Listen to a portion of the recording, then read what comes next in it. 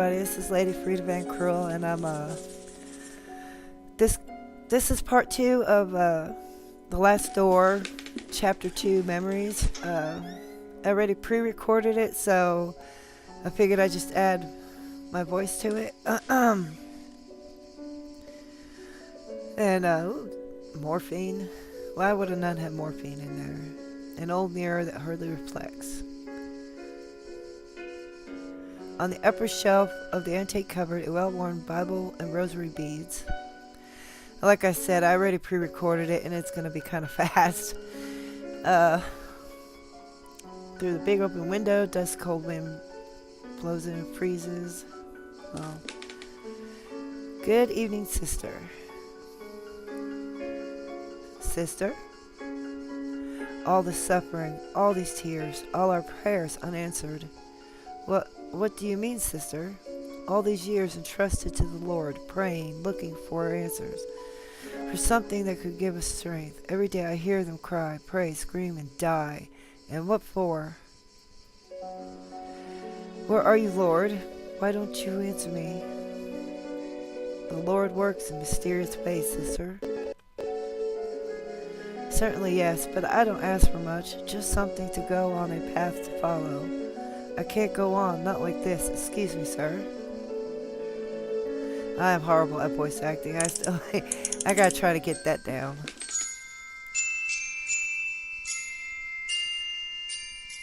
Oh, what beautiful music. It reminds me of youth when I was vibrant and full of purpose. I knew my path then. Oh, may God bless you, for you have given me the sign I was looking for. And the nun walks away. So far in this story, in the first chapter, our guy there received a letter from his best friend from childhood stating that he should go visit him. And when he shows up, there's nobody around. So of course you try to solve the mystery of what happened to everybody, and come to find out that your best friend had committed suicide. And a note he left tells you to go back to the place where they met, the childhood boarding school. And in this story, it delves deeper into what happened there and why the guy went mad. And so far, we're up to the part where he's just starting to look around.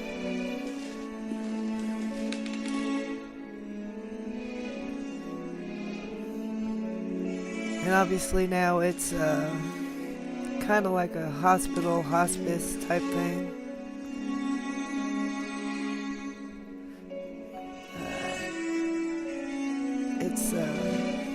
It's a good story. It reminds me of like Lovecraft and everything, like I've said. And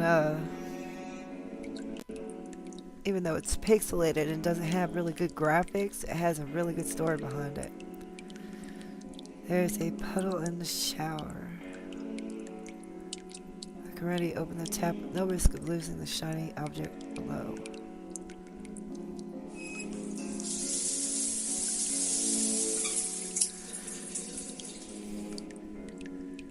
And, obviously, you could tell I like horror and point and click. Even though this isn't really considered horror so far, but it's got a good sci-fi horror story that's going with it. And this chapter, I think, has been the longest so far. I haven't really recorded the third one yet, but I think it's a little shorter than this one is. And I'm gonna go to the mirror, not the mirror, window. Shiny object.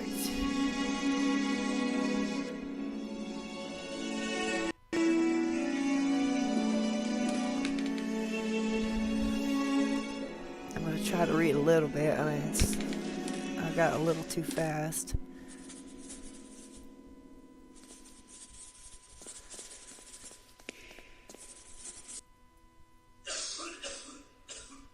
The sound effects in here are great too.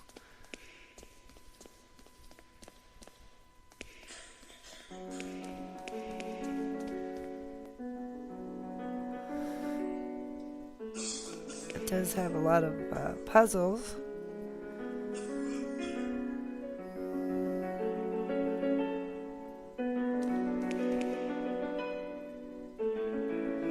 Let's see.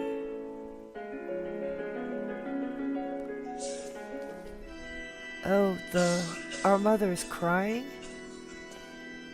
Oh my lord, what does it mean? What have I done? What have we done? And she goes running off. Now we can finally talk to this guy without being interrupted. You must help me. What can I do? What's wrong with you? There is little time. I tell them about my pain. I describe the unbearable and endless pain, yet they do not listen. They pass me by without even looking at me.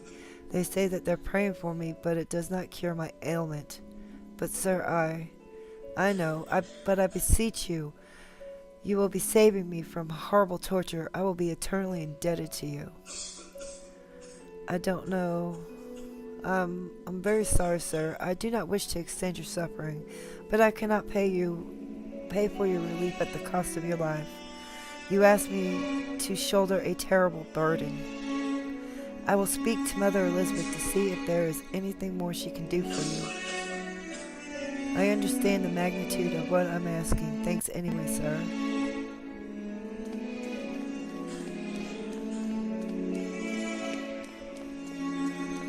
So he practically wanted us to do a Dr. Kevorkian or something. I never really chose the other one, so I don't know. Mother Elizabeth, one of the patients has begged me to end his life. Is there anything we can do to alleviate his suffering? No more than is already being done by mortal hands, Mr. Devitt. It is for God alone to decide the moment of his departure. Oh, too fast. Sorry. If you can't read it, just you can stop and pause it. That's what happens, I guess, when you don't do commentary.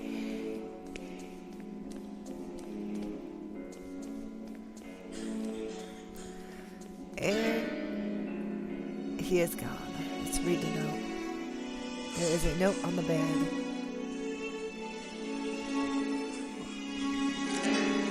Baldwin lies.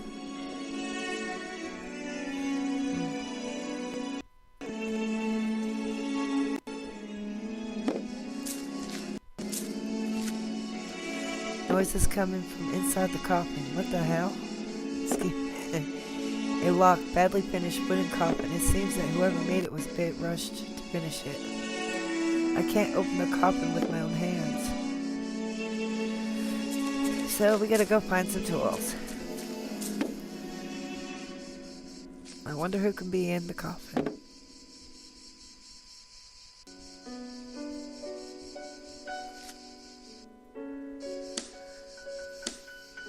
At least he stopped digging the grave.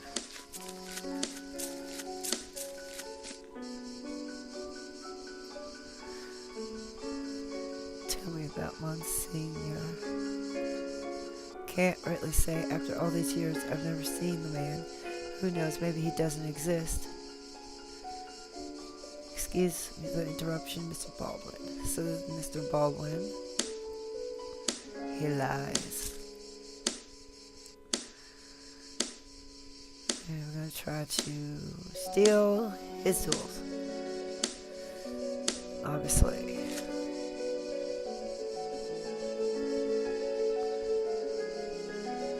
Tell me about this place. Well, the construction of this building was ordered by I'm sorry. I guess the next time I do the next chapter, because I have the other one recorded too, I'll be able to read it better. I guess right now we're just trying to distract him so that we can get the tool that we need to open that coffin.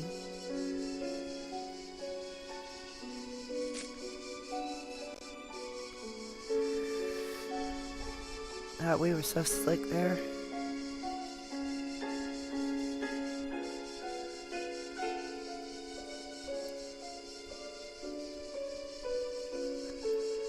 Luminous David.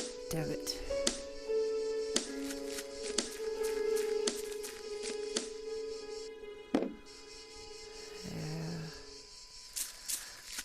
First, we're gonna go over here and check back at the seashore. We can hang in there a little bit longer. And where did she go? Well, I guess we drove in to drown herself in the ocean.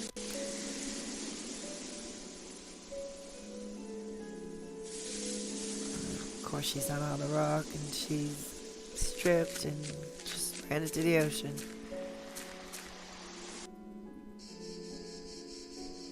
I guess we get back to saving whoever's in this coffin.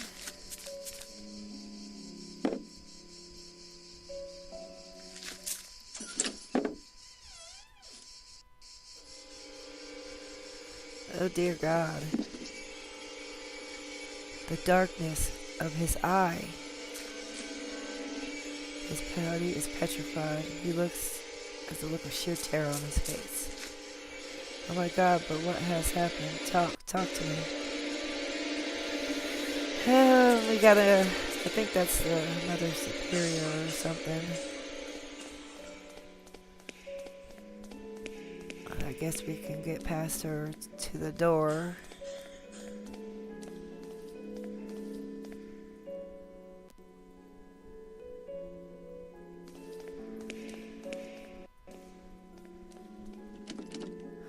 The door is locked. Of course it is. I gotta take the key.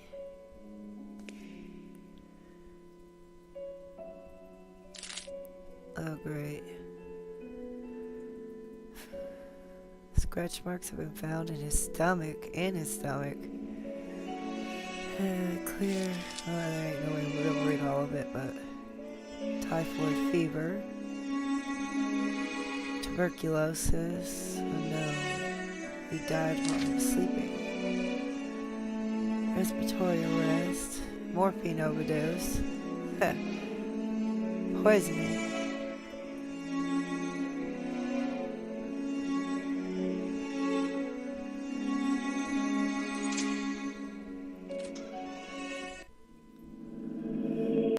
And we have a flashback.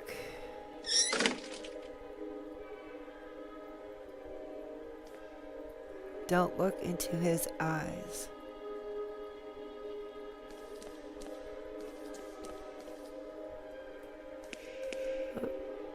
Because dwells in his eyes.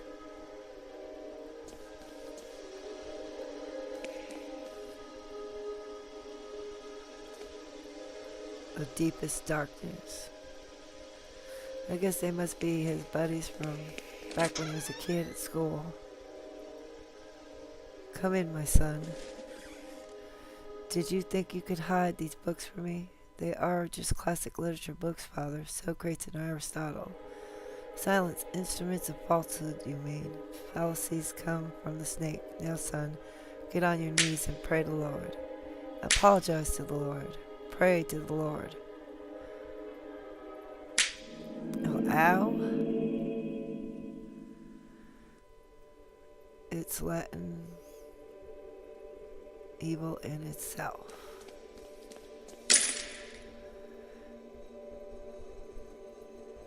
And we got the crows hitting the windows again.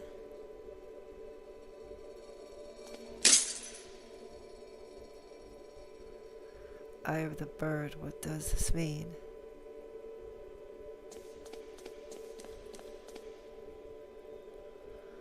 A set of crucifixes near the door, or next to the door. Well,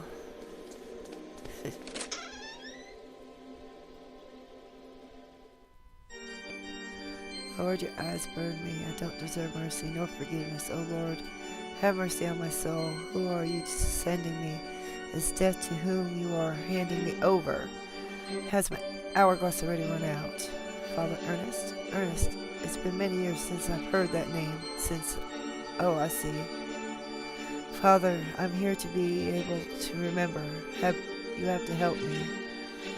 Please, entreaties, petitions, praying, torment, exemption, pastimes bring us. So that must be Father Ernest that they were speaking of in the first chapter, the first part.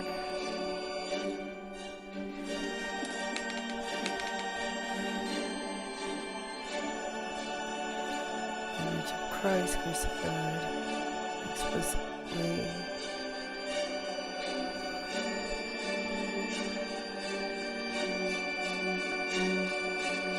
And I do believe in this game that the music itself is composed by somebody that the developers knew, which is pretty cool. They did a pretty good job on that. I mean, it really sets a good atmosphere.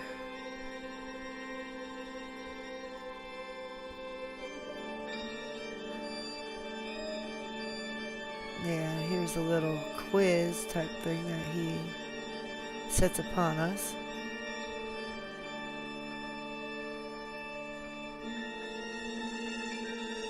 That's it, my son, the Lord hath a sharp sword transmits. And now, my son, tell the Lord which one of his holy path, the wise virtue, the endless blame, or the blessed penance. Endless blame. Yes, that's it, my son. Nostra culpa infinita. I don't know how to speak Latin. And now, my son, tell the Lord who you are. Are you faceless pilgrim, gate guard, or lost seaman? Seaman. The lost seaman. Yeah. Yes, that's it, my son. Now leave me alone.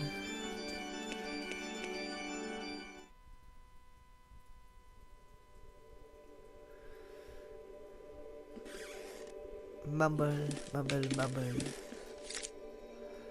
Dear God in heaven, I feel for you. Your light is in my eyes. I will burn them for you. Dear God in heaven, I feel myself in you. Oh. Obviously, he's burning something.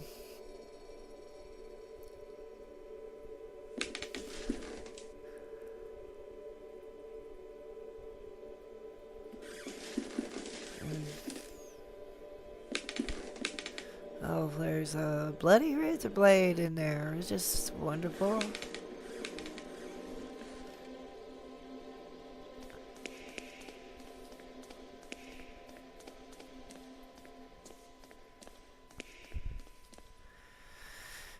Now we're up to... I believe we're gonna go upstairs to that one tapestry that's in, yeah. That we couldn't get there before.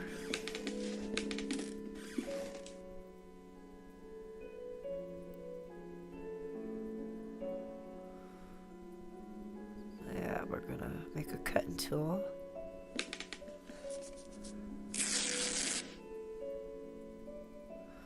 Yay.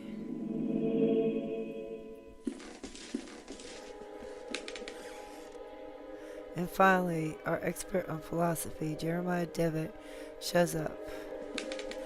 Another flashback.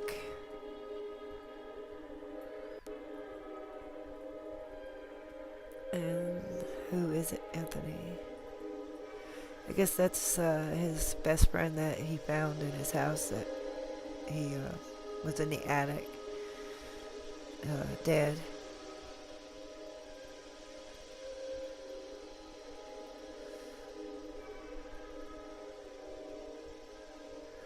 Yeah, apparently they must have done something while they were in school that comes back to haunt them, as far as I can understand in this game.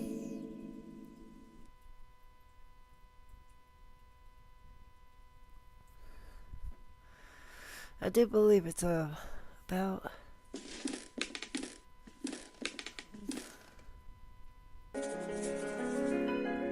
I want to thank everybody for watching my video, and if you want to get caught up on the part 1, you can go on and check that out